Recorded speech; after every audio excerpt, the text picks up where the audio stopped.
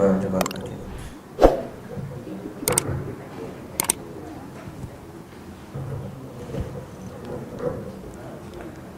Assalamualaikum warahmatullahi wabarakatuh. Bismillahirrahmanirrahim. Alhamdulillahirabbil alamin wassalatu wassalamu ala asyrafil anbiya'i wal mursalin nabiyina Muhammadin wa ala alihi wa sahbihi ajma'in. Amma ba'd. Alhamdulillah, puji dan syukur bagi Allah Subhanahu wa taala, Tuhan sekalian alam.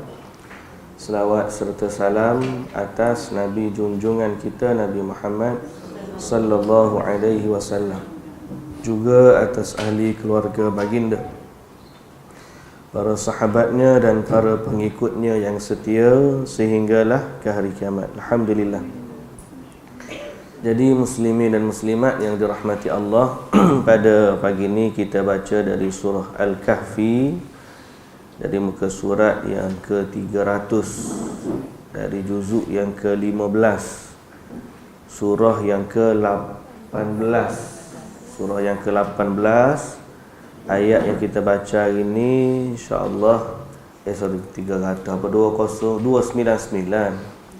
299 daripada surah yang ke-18 ayat 50. Ayat 50.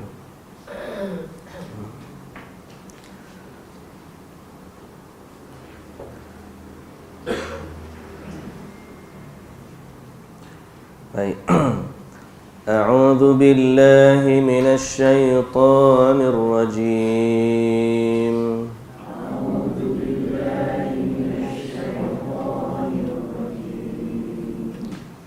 Bismillahirrahmanirrahim.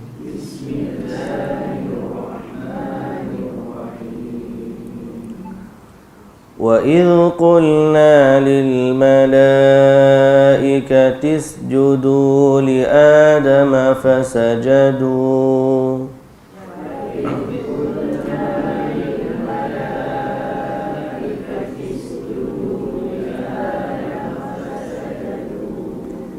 فسجدوا إلا إبليس كان من الجن ففسق عن أمر ربه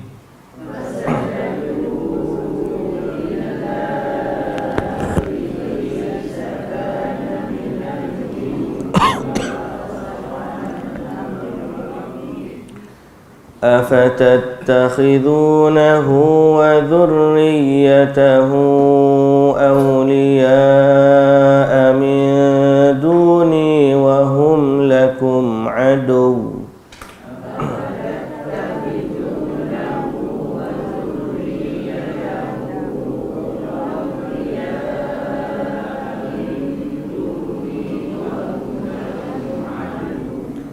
بئس للظالمين بدلا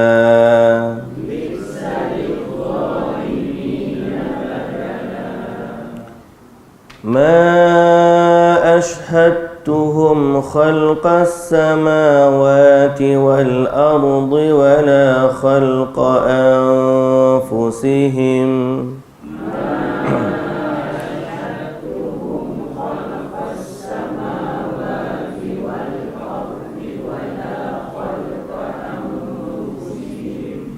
وما كنت متخذ المضلين عضدا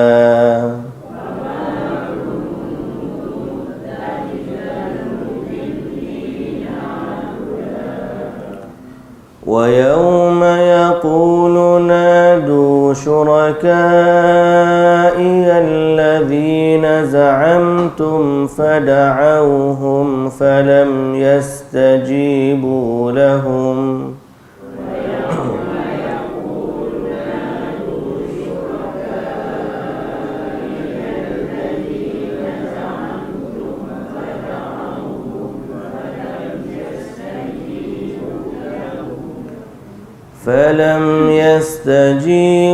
لهم وجعلنا بينهم موبقا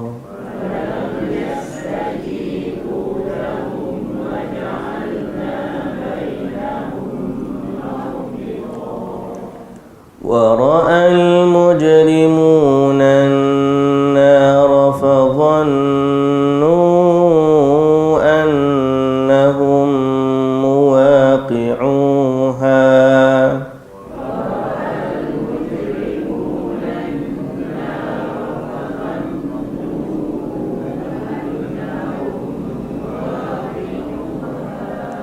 ولم يجدوا عنها مصرفا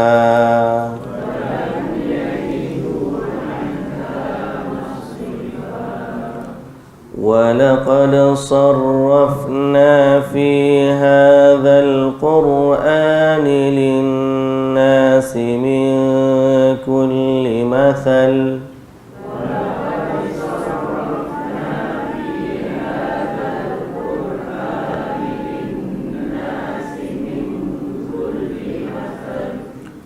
وكان الإنسان أكثر شيء جدلا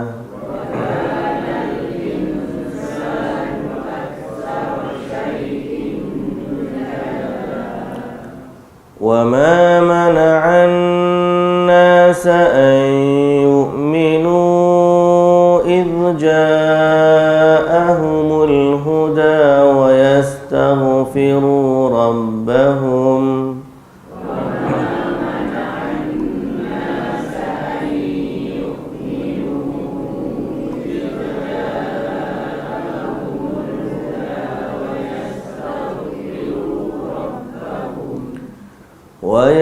ويستغفروا ربهم إلا أن تأتيهم سنة الأولين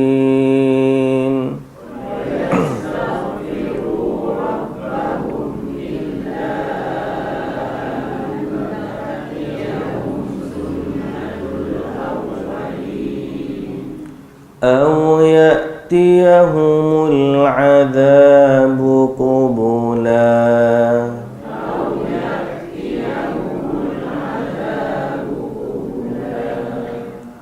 وما نرسل المرسلين إلا مبشرين ومنذرين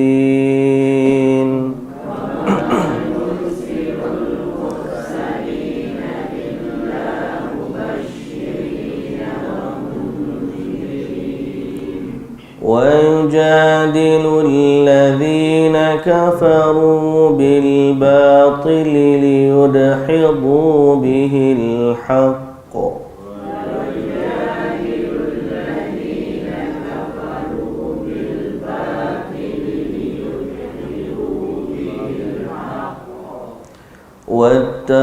واتخذوا آياتي وما أنذروا هزوا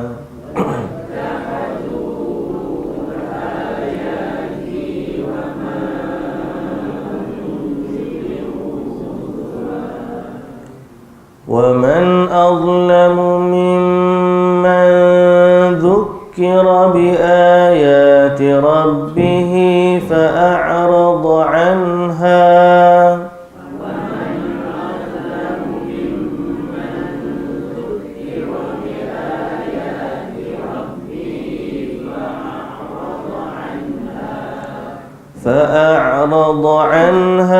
ونسي ما قدمت يداه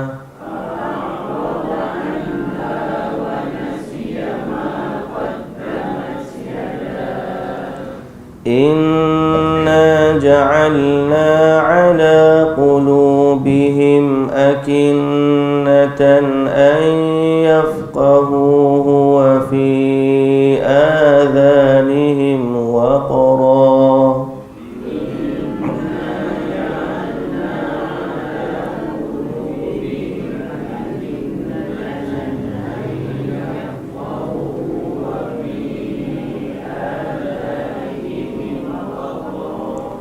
وإن تدعوهم إلى الهدى فلن يهتدوا إذا أبدا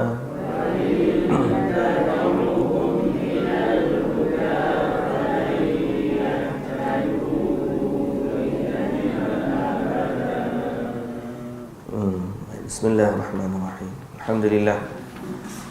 Puji dan syukur bagi Allah Subhanahu wa taala, Tuhan pemilik dan penguasa sekalian alam.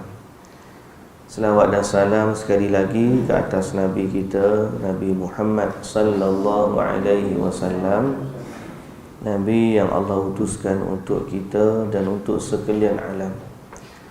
Juga selawat ke atas ahli keluarga baginda yang suci, para sahabatnya yang mulia dan para pengikutnya yang setia sehinggalah ke hari kiamat. Alhamdulillah. Maka pada kisah kita semalam, surah Kahfi, iaitulah Allah Ta'ala menceritakan tentang sedikit kedahsyatan hari kiamat, sedikit daripada kisah hari kiamat yang dahsyat dan begitu detailnya, kitab catatan amalan yang Allah Ta'ala akan bentangkan kepada kita. Sehingga semalam kita sebut dari sekecil-kecil perkara sampailah sebesar-besar perkara, kita akan lihat apa yang kita buat, lakukan. Semalam di hujung kelas tu ada soalan. Kadang-kadang ada isu-isu yang viral, lepas tu ada orang jawab balik. Sebagai baru ni contoh, ada seorang makcik. Makcik tu Allah panggil kepada dia makcik Kemboja, viral sekejap. Lepas tu adalah orang kutuk dia balik. Jadi dalam media sosial ni kadang-kadang berlaku baloh A dengan B, duk kutuk sama kutuk. Soalan dia, kalau kita pergi like hak kutuk tu, macam mana? Maka jawapan dia, setiap perkara yang kita buat akan kita lihat dalam kitab catatan amalan itu. So sama ada kita jadi orang yang menggalakkan perkara tu, ataupun orang lain tengok kita like, dia pun like juga, jadikan menggalakkan kepada rantaian-rantaian perkara yang tidak baik. Jadi sebab itu kita haruslah berhati-hati dalam bab ni, kerana dalam soal keadilan Allah, kalau kata semalam hadis yang sebut cerita kambing tak ada tanduk pun akan dapat keadilan, maka semua makhluk termasuk orang yang kafir pun akan dapat keadilan. Maknanya dia akan dihukum dalam neraka kerana kekufurannya. Tetapi kezaliman yang dilakukan ke atas dia sewaktu hidup di dunia, tetap Allah Ta'ala akan adili juga. Sama-sama kafir pun akan berlaku keadilan, sama-sama orang Islam pun akan berlaku keadilan. Begitu juga antara orang Islam dengan orang kafir pun akan berlaku keadilan.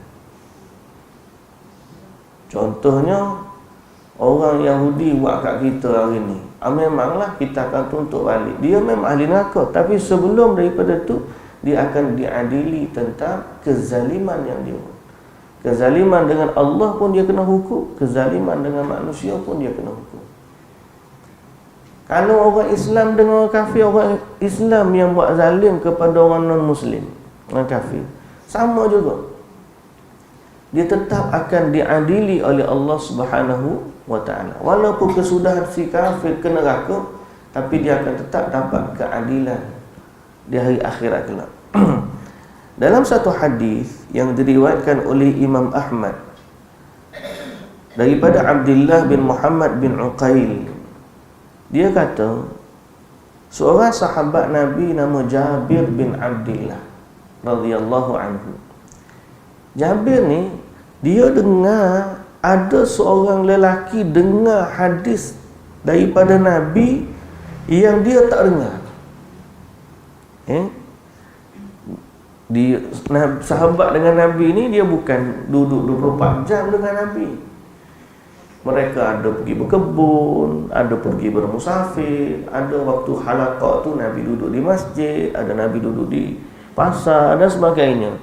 Jadi orang yang dengar Nabi itu bukan keseluruhan. Ada waktu ni sahabat A yang dengar hadis Nabi. Ada waktu kemudian sahabat B pula dengar. Jadi ada sebahagian, bukan sebahagian lah, bukan semua, setiap hadis didengari oleh semua sahabat. Kadang-kadang sahabat meriwayatkan hadis sesama mereka. Nabi kata sekian. Jadi Jabir bin Abdullah, sahabat Nabi ni, dia dengar ada seorang lelaki dengar satu hadis daripada Nabi yang dia tak dengar. Lepas tu kata dia Jabir, "Fashtaraitu ba'iran thumma shadattu alaihi rahli." Aku pun bila dengar ada hadis yang orang dengar hadis ni, aku beli seekor unta dan aku ikatkan pelana unta dekat unta tersebut, dan aku bermusafir selama sebulan demi nak cari satu hadis. Daripada Madinah dia bermusafir sampai ke Syam dalam masa 1 bulan sebab nak dengar satu hadis. Nikmatnya zaman kita, search dalam telefon lah, hadis mari kat kita. Tak ada kitab kat rumah kita, kitab hadis tak ada. Hadis ni ustaz tengok, cek lagu mana, kita pun type. Oh, ada hadis. Hadis tu mari kat kita. Cuma kita je tak cari. Sahabat ni bila nak dengar ada hadis di Syam, beli ekor unta, ikat pelana, pergi bermusafir 1 bulan perjalanan semata-mata nak dengar satu hadis. Lepas tu dia pun pergi, sampailah ke Syam. Tiba-tiba dia tengok, seorang sahabat Nabi yang lain, nama dia Abdullah bin Unais.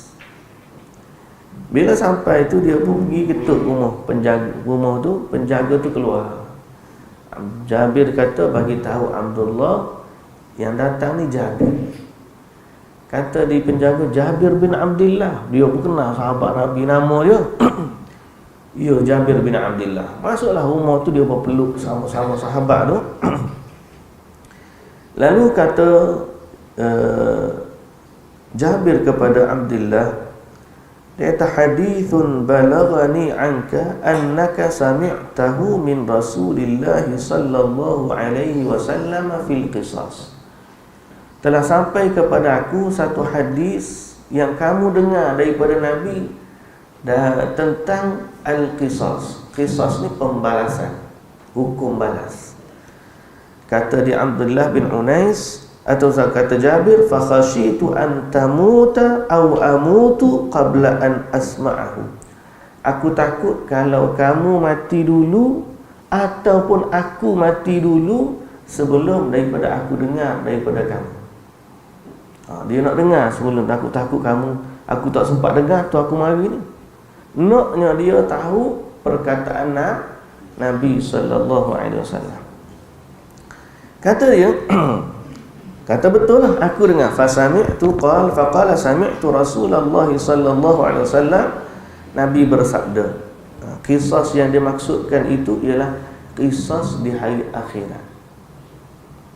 Kata dia, Rasulullah sallallahu alaihi wasallam bersabda, Allah akan bangkitkan manusia dan kumpulkan manusia pada hari kiamat dalam keadaan bertelanjang,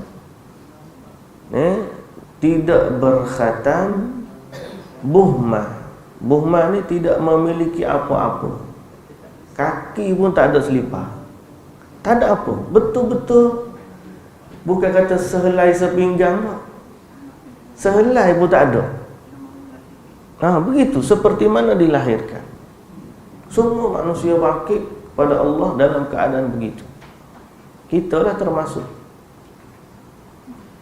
Lalu kata dia, wa ma buhmah. Buhmah itu apa? Qala laisa ma'ahum syai'. Tak bawa apa-apa. Thumma yunadihim bi sautin yasma'uhu man ba'uda kama yasma'uhu man qarub. Kemudian berserulah satu suara yang didengar oleh yang jauh seperti mana didengar oleh yang dekat. Maknanya orang jauh pun dengar, orang dekat pun dengar, satu suara terdengar. Suara tu kata, Anal Malik, akulah sang raja. Anad Dayyan. Dayyan ni orang yang menuntut hutang. Dayyan, orang yang memiliki hak untuk hutang. La yanbaghi li ahadin min ahli an-nar an yadkhula an-nar wa lahu 'inda ahadin min ahli al-jannati haqqun hatta aqussahu. Kata suara tersebut, yakni Allah lah yang berseru, Anal Malik, akulah sang raja. Siapa tu? Allah lah. Akulah Dayyan yang menuntut balas, ataupun menuntut balas lah, tuntut balik kan. Dayyan ni orang hutang, dia nak tuntut balik. Akulah yang penuntut balas. Tidak harus bagi seorang pun dari penghuni neraka untuk masuk neraka dalam keadaan dia memiliki hak ke atas seorang ahli syurga, sehingga aku akan tuntut balik haknya. Ahli neraka tak akan masuk neraka sehingga hak dia daripada ahli syurga dia dapat tuntut. Faham? Maknanya walaupun dia ni orang jahat, tapi ada kezaliman yang dilakukan terhadap dia, dan yang menzalimi dia tu adalah seseorang yang akan masuk syurga, tetap juga Allah Ta'ala akan adili. Dan kata Nabi lagi sallallahu alaihi wasallam, dan tidak patut seorang ahli syurga masuk syurga dalam keadaan dia memiliki hak ke atas ahli neraka, sehinggalah aku tuntut balik hak tersebut. Jadi tak kira lah orang tu jahat ke orang baik, kita jangan buat zalim. Kita mentang dia tu jahat tu tak apalah. Macam kita kata kita ni, orang nak ngupah, nak kata lebih-lebih. Ada orang memang layak untuk diumpati. Tahu tak layak diumpati? Ada. Ada orang yang layak, sifat dia layak diumpati dan dikira tidak mengumpat. Contohnya, kita sebut sesuatu depan hakim tentang kejahatan dia, tak mengumpat. Ataupun kita nasihatkan orang supaya tidak terlibat dengan fulan. Ataupun seorang yang menzahirkan kejahatannya, memang orang nampak belaka dia, kita sebut tu bukan bagi tahu benda baru pun. Kita sebut tu sekadar menyatakan apa yang dia buat. Tapi hati-hati, kadang-kadang waktu kita cakap tentang umpat yang dibolehkan, kita terlajak pada perkara yang tidak dibenarkan. Kita panggil apa? Tambah rempah. Hak dia sebutnya sedekah, hak boleh sebutnya, kita pun habis segala urusan. Ada orang tu kes dia di mahkamah rasuah contoh. Kita pun cakap, kalau cakap tentang rasuah saja wajarlah sebab dibicarakan tentang rasuah. Tapi habis cara dia berjalan, orang umpat, family dia pun orang umpat, cara dia cakap pun orang umpat. Hak ni hak harus ni sejekal. Hak tak harus tu dikarang sampai sedepa. Hak sedepa ni akan dia diadili di akhirat.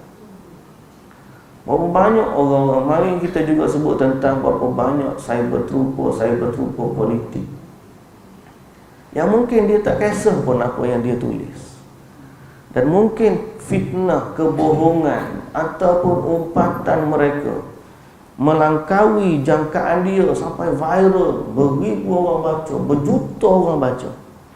Macam mana dia nak ambil balik hak di akhirat nanti? Ni kalau sama orang Islam pun berat, orang kafir tak boleh, apatah lagi orang Islam. Jadi perkara-perkara beginilah yang kita bimbang.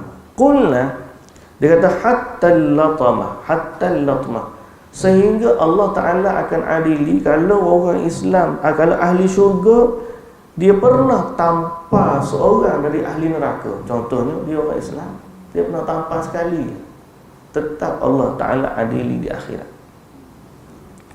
Qulna, kami pun tanya lagi, kaifa wa innama na'tillaha azza wa jalla hufatan uratan ghurlan buhma.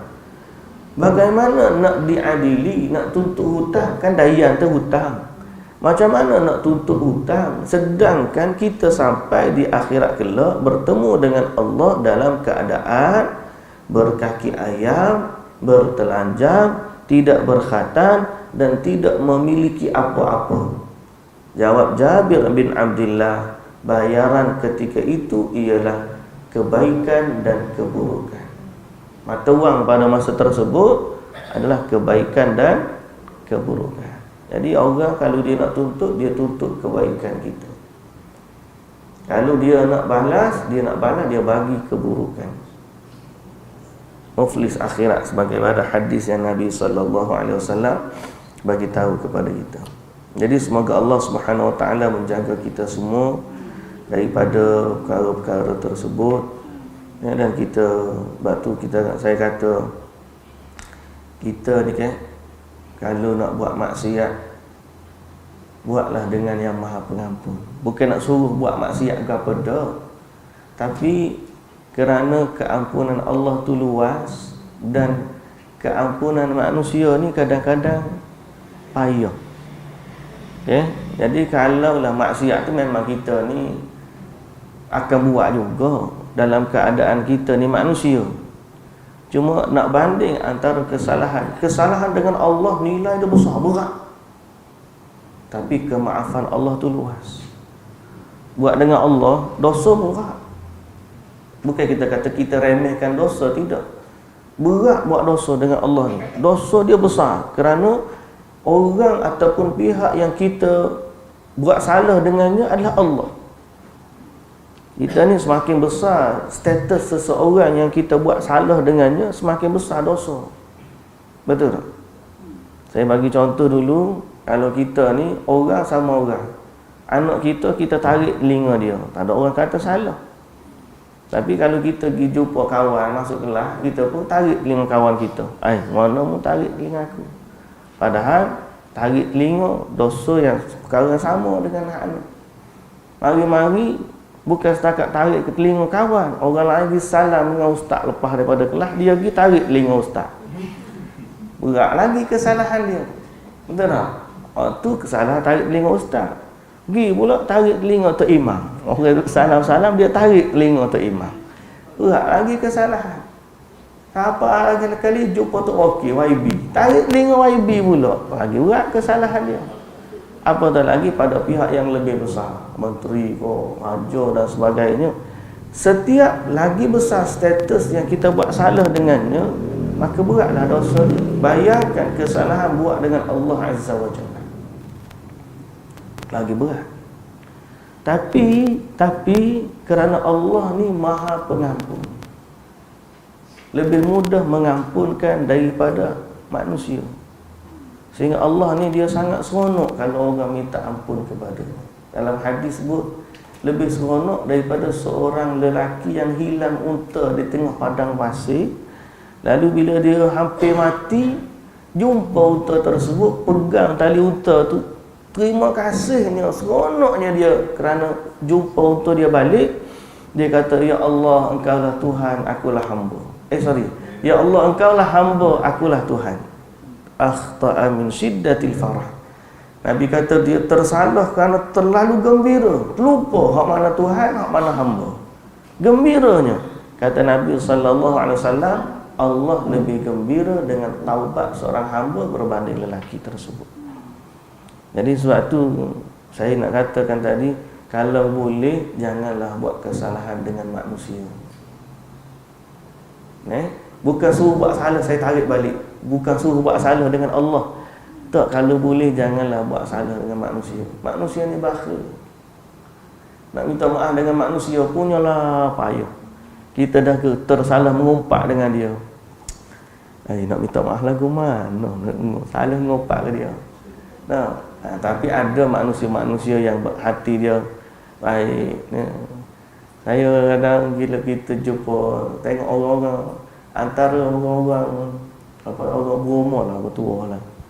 Dia kalau pergi jumpa senantiasa dia minta maaf dia kalau kita ada gapo-gapo. Minta maaf dia bila. Saya kata bagusnya amalan. Pasal apa? Sebab dia tahu dia nak pergi tak lama dah. Dan dia tahu kalau dia nak balas pun dah bukan dalam kederak dia dah. Jadi sama-sama mumpung tu aku bertua, minta maaf dia sama-sama muda kita dulu. Okeylah, tak ada apa dah. Kita pun seronok, alhamdulillah. Tengok nikmatnya begitu. Manusia ni ialah kalau hak boleh memaafkan, alhamdulillah. Sebab tu Nabi SAW kata, man kanat li akhihi mazlamah falyatahallal minhu al-yawm. Kalaulah seorang tu ada buat salah dengan kawan dia, maka minta maaf hari ni, sebelum sampainya satu hari yang tidak ada lagi bai'un fihi wala khullah, tidak ada lagi jual beli. Nak bayar tak boleh dah zaman akhirat nanti. Kalau lah ni boleh. Saya ingat kisah saya cerita dah, cuma tak ingat cerita sini ke cerita lain. Cerita tu waktu saya pergi haji, orang terambil seluar saya. Cerita dah ke tak ni? Tak ambil. Saya pergi haji. Pergi haji ni saya pergi bukan dengan travel lah, kita pergi sendiri. Lepas tu duduk di asrama. Asrama ni ada penjaga dia. Penjaga ni orang Habasyah. Orang Ethiopia, orang Afrika lah. Jadi bila dah selesai musim haji, saya balik lambat. Orang dekat asrama tu balik. Tinggallah saya ni antara yang lambat balik. Bila lambat balik, bilik-bilik ni mula dah ditutup. Tinggal beberapa bilik yang tak tutup, termasuklah bilik saya. Saya pun kata, Madinah ni tak pergi lagi ni. Kita pergi Madinah pula lah sekejap sebelum daripada balik ke Malaysia. Saya pun kebetulan dah kata nak balik, ada jemur kain atas ampayan. Kita pun tak angkat lah, nanti angkat balik daripada Madinah. Kita pun pergi ke Madinah. Dia sangka saya dah balik. Ampayan yang ada tu, dia pun duduk kemah, dia angkat semua kain. Bukan setakat angkat semua kain, dia kira kain tu kain orang tinggal. Jadi dia ambil tu, dia pakai. Muka dia kan orang hak susah. Dia orang susah. Dia cleaner apa? Hotel cleaner. Dia pun ambil, dia pakai. Kebetulan seluar tu seluar hak elok lah. Lepas pada saya balik ke Madinah, saya pun masuk dalam hotel, dia tengok muka saya, terkejut dia. Dia terkejut. Bila terkejut tu, dia mari, dia pun minta maaf. Dia kata, minta maaf, aku ingat kamu dah balik. Saya pun selalu duk buang dengan dia, kenal sangat. Ingat kamu dah balik. Baju-baju tu aku angkat, dan ada satu seluar tu aku pakai. Dia kata, saya pun, saya tanya, pakai dah ke tak lagi? Pakai dah lah. Saya kata, kalau pakai dah, pakai je lah. Bahasa kita tu kira halal lah kita. Kalau dia kata pakai. Dia tahan saya. Dia kata minta maaf sungguh. Dia kata, saya kata pakai. Lah, dia kata, aku nak dengar sehingga kamu kata aku halalkan untuk kamu. Sehingga aku boleh sampai di hadapan Allah, aku bagi tahu kepada Allah, dia dah halalkan untuk aku. Saya Masya Allah, orang ni kita rasa main. Orang yang begitu insaf, takut. Padahal dia ni orang fakir. Orang fakir ambil seluar hak bandel, hak second hand. Hak kita pakai dah. Cuma kita tu pun bukan curi, dia tersalah ambil. Dia kata, aku tak akan aku tak akan pergi sehingga aku dengar perkataan halal daripada mulut kamu. Saya kata tak apalah, aku halalkan untuk kamu. Barulah tu lega. Awal ni dahsyat. Saya jumpa dengan pelarian Syria di Mekah juga. Budak-budak kecil. Dia mari dia jual minyak wangi, botol kecil-kecil. Dia kata, Ami pakcik lah, pakcik mari jual minyak wangi. Saya pun tengok budak kita minyak wangi. Berapa ni minyak wangi? 10 riyal 3 botol. Oh. Okey, kalau 10 riyal 3 botol. Kita pun minyak wangi banyak dah kalau nak beli. Saya pun kata ambil duit 10 riyal, ambil lah. Ambil lah. Minyak wangi ni aku tak nak. Kata, ambil duit. Dia kejar je. Dia kejar. Tak nak. Dia kata, pasal apa? Mak aku ajar jangan ambil duit orang. Dia kata, kalau nak, pakcik beli dengan saya minyak wangi ni, pakcik sedekah lah siapa-siapa minyak wangi. Duit saya tak ambil. Saya kata, Masya Allah, macam mana dia boleh didik anak ni? Pelarian. Orang susah ni, orang fakir, orang susah, tengok harta, begitu keadaan dia. Kita ni dalam bank ada banyak dah, orang bagi RM10 ambil. Betul tak?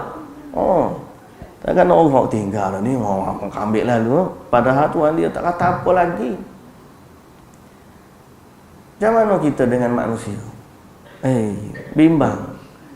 Semoga Allah Subhanahu Wa Taala ni mengadili kita dengan penuh rahmat dan kasih sayang dan mengampunkan. Dan semoga Allah Ta'ala jadikan kita ni sama-sama kawan-kawan yang mudah memaafkan antara satu sama lain. Apatah lagi kalau buat kesalahan dengan orang yang kita tak pernah jumpa, tak pernah kenal. Lagu mana nak minta maaf dengan dia? Tak pernah jumpa. Lama ni hok duk kutuk tu dalam Facebook je. Hok duk kutuk tu dalam media sosial lah. Kita tumpas kaki, tambah kerencoh dan sebagainya. Bila kita nak minta maaf dengan dia? Allahul Musta'an. Jadi kita ni hati-hatilah. Terutamanya kalau musim pilihan raya. Allahu Akbar. Dia panggil pesta membuka aib orang. Walaupun orang buat, orang tak buat betul, kata betul, yang penting ada modal politik. Katalah macam-macam. Maka kita katakan, bertakwalah kepada Allah. Takutlah kepada Allah, kerana keadilan Allah di hari akhirat sangat-sangatlah detail. Baik, muslimin dan muslimat yang dirahmati Allah, ayat 50 kita ambil satu ayat. Wa idh qulna lil malaikati isjudu li adama fasajadu illa iblis. Ingatlah ketika mana kami berfirman kepada para malaikat.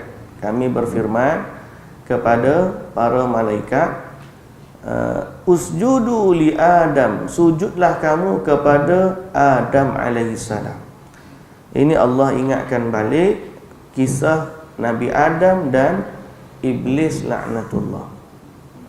Fasajadu, maka malaikat pun sujud. Fasajadu illa iblis, kecuali iblis.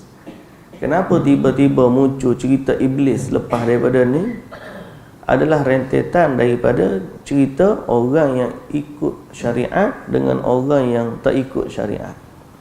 Jadi sebagaimana dunia tu menipu kita, begitulah juga iblis boleh menipu kita. Maka diingatkan supaya kita tidak tertipu dengan dunia dan tidak tertipu juga dengan iblis. Fasajadu illa iblis, maka sujudlah sekalian malaikat kecuali iblis.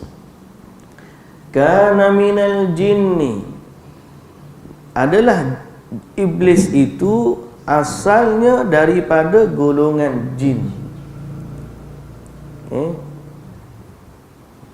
Fafasaqa an amri rabbih, lalu dia melampau atau berderhaka terhadap perintah Tuhannya.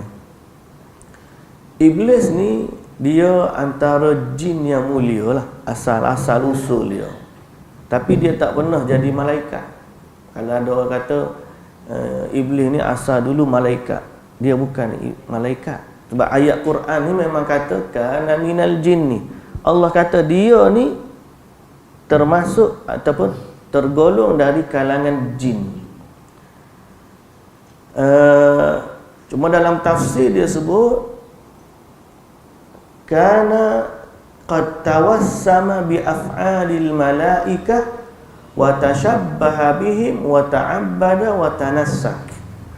Dia ni kalangan jin tapi berperangai seperti perangai malaikat. Masa awal dia. Awal dia lah, awal dia. Kerana ni masa dulu, cerita masa dulu. Kemudian dia pun buat ibadat bersama malaikat, taat kepada Allah bersama malaikat, sehinggalah terciptanya Nabi Adam alaihissalam. Dulu dia okey. Kemudian bila Allah Ta'ala cipta Nabi Adam, Allah suruh malaikat sujud, maka dia termasuk dari kalangan orang yang diperintahkan, makhluk yang diperintahkan bersujud. Lalu dia enggan, kana minal jinni fa fasaqa an amri rabbih. Dia pun menderhaka kepada perintah Tuhan. Baik. Al-Hasanul Basri kata, iblis tidak pernah menjadi malaikat walau sekelip mata. Tak pernah. Dia adalah asalnya jin, sebagaimana Nabi Adam asalnya manusia. Afatattakhidunahu wa dhurriyyatahu awliya'a min duni. Apakah oleh itu patutkah kamu menjadikan iblis dan zuriatnya sebagai sahabat karib yang menjadi pemimpin selain daripadaku? Awliya ni wali lah. Wali ni kawan baik pun ya, pemimpin pun ya, pendamping pun ya, pelindung pun ya. Kalimah wali dalam bahasa kita pun kita panggil wali. Wali kota, pemimpin. Wali nikah, penjaga. Wali Allah, orang yang dijaga oleh Allah. Wali, kalimah wali. Wali ni juga orang panggil orang menjadikan dia setempat taat setia. Jadi Allah Ta'ala kata, iblis ni, dia ni telah derhaka kepada Tuhan. Jadi kenapa? Apakah patutlah kamu menjadikan iblis sebagai rakan karib yang kamu dengar dia punya nasihat, ataupun pemimpin yang kamu patuh kepada arahan dia? Patutkah? Afatattakhidunahu wa dhurriyyatahu awliya'a min duni ay badalan anni. Sebaliknya kamu tak dengar hak aku. Allah Ta'ala kata lain, iblis kata lain. Patut ke tidak kamu dengar iblis, kamu lawan kata Allah? Patut ke lagu tu? Min duni kata Allah. Wa dzurriyyata awliya min duni wa hum lakum adu, sedangkan mereka itu musuh bagi kamu. Bi'sa lidh-dhalimina badala, maka sangatlah buruk pengganti yang mereka pilih itu. Instead memilih taat kepada Allah, pergi pilih taat kepada iblis. Maka sangat buruk apa yang mereka pilih. Bi'sa lidh-dhalimina badala. Baik, sebab tu muslimin dan muslimat yang dirahmati Allah, kita dalam syariat, dalam agama tekankan bahawa jadilah hamba yang taat kepada Allah dalam semua aspek. Apa yang Allah Ta'ala kata, Allah Ta'ala suruh, Allah Ta'ala perintahkan, itulah yang kita anggap sebagai kebaikan. Jadilah orang panggil promoter syariat. Sehari dua hari ni viral dekat dengan Facebook, cerita orang kahwin dua. Nama ke apa dah? Alif Tiga yang baru. Saya bukan nak ngompak dia ni, nak cerita macam mana orang ni, pihak-pihak yang tak suka, waktu berlakunya perkara yang meruntuhkan nilai konsert dan sebagainya, penuh stadium 85,000 orang. Kita tak bimbang, kita tak bising, padahal itu meruntuhkan syariat. Orang ni dia bukan zina, dia kahwin, tapi punyalah Allahu Akbar, serangan.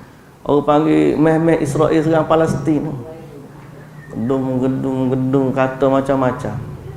Soal kita tak kenal kepada orang dan sebagainya, itu hak kita. Tapi janganlah sampai menganggap, ada baru ni kata poligami versus curang, orang panggil poligami versus curang. Sehingga ada kata dia curang.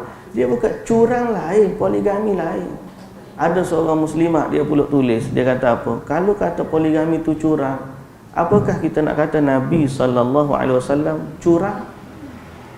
Lain dua tu, istilah lain. Jadi jangan digunakan istilah yang memburuk-burukkan syariat. Sebab apa? Pokok pangkalnya kita kembali, mana perkara yang Allah redha dan mana perkara yang Allah murka. Kita tidak akan membenci apa yang Allah redha. Dia tak adil, kita benci. Tapi poligami itu hak Allah, itu kita kena redha. Hak kena benci tu, maksiat. Berapa ramai anak luar nikah yang keluar? Berapa ramai? Kita tak bising. Dulu kita bising dah lama Zulu boh sia lah, boh jan lah, apa semua. Lah ni tak ada dah cerita tu. Lah ni bebas, anak muda buat program YouTube, duduk dalam satu banglo, duduk gaul antara lelaki perempuan, buat plot live, orang duk tengok plot live dia. Kita tak ada apa. Tak ada apa. Tak tahu siapa pekat, macam mana nak berlaku, sehingga akhirnya macam-macam berlaku dalam masyarakat. Pokok pangkalnya saya tak nak ulah panjang, tapi kita nak kata pokok pangkalnya, nilailah apa yang Allah redha, kita suka. Apa yang Allah benci, kita benci. Kerana apa? Kerana akhirnya kita akan kembali kepada Allah. Dan orang yang menyelisihi Allah adalah mengikut panduan ataupun ajakan iblis. Iblis lah kau duduk suruh. Pasal tujuan iblis adalah supaya manusia ni mengambil atau meninggalkan perintah Allah, ikut perintah dia. Afatattakhidunahu wa dhurriyyatahu awliya'a min duni wa hum lakum adu. Takkan kamu nak dengar iblis, kamu nak tinggalkan Allah. Bi'salil zalimina badala. Sangatlah buruk apa yang kamu pilih itu sebagai pengganti. Itu satu contohlah. Dalam bab-bab lain macam-macam lagi lah yang kita kata asal benda tu dalam redha Allah, maka kita redha. Kalau benda tu dalam murka Allah, kita benci. Termasuklah dalam bab harta, bab minta, macam kita sebut tadi, bab sedekah. Ada orang dia malu untuk menerima sedekah, biar dia meniaga tak apa. Pasal itu adalah satu daripada perkara yang dihalalkan oleh Allah Subhanahu wa taala. Jadi jangan malu pada apa yang Allah perintahkan. Okey. Patutnya kalau malu ni, orang kadang-kadang minta sedekah malu, tapi waktu orang tu curi dia tak malu. Betul tak? Waktu dia kerja tahap rendah, benda rendah, kutip kayu api tu lebih mulia daripada dia duk minta-minta dengan manusia. Tu baru dua benda. Apatah lagi pada sampai ke level maksiat dan sebagainya. Jadi kita kata jangan malu pada perkara yang Allah redha. Kalau benda tu dia buat benda halal, kerja dia macam budak Afrika tadi, cleaner je. Tolong tu sapu-sapu. Ada orang kata dia ni siap masjid je, duk sapu. Tapi kerja dia mulia berbanding dengan orang yang berjawatan tinggi tapi terlibat dengan perkara-perkara yang dimurkai oleh Allah Subhanahu wa taala. Jadi itu bagai contoh. Afatattakhidunahu wa dhurriyyatahu awliya'a min duni wa hum lakum adu bi'salil zalimina badala. Janganlah tukar Allah dengan iblis, sangat buruk, jauh sangat beza antara kedua jauh. Wallahu ta'ala alam. Subhanakallahumma wa bihamdika asyhadu an la ilaha illa anta astaghfiruka wa atubu ilaik. Aqulu qawli hadha wa astaghfirullahal azim li wa lakum. Wassalamu alaikum warahmatullahi wabarakatuh.